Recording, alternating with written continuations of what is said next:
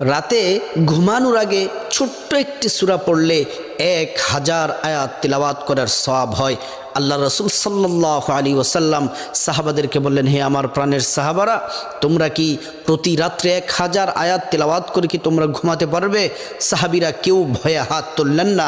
সিদ্দিক আকবর, আবু বকর সিদ্দিক, হজরত ওমর, হজরত ওসমান আলী কেউ হাত তুললেন না।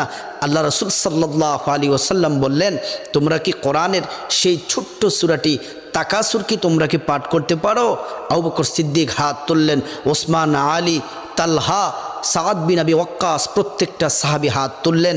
আল্লাহ রাসূল বললেন, ঘুমানোর আগে তোমরা যদি সূরাতুত তাকাসুর, আলহাকুমুত তাকাসুর হাত্তা যুরতুমুল মাকাবির, এই সূরাটি পড়ে যদি তোমরা যদি ঘুমাও, তাহলে তোমরা 1000 আয়াত তেলাওয়াত করলে যে সওয়াব হবে, এই ছোট্ট সূরাটি পড়ে ঘুমালে তোমরা তত বেশি সওয়াব পাবে। আল্লাহ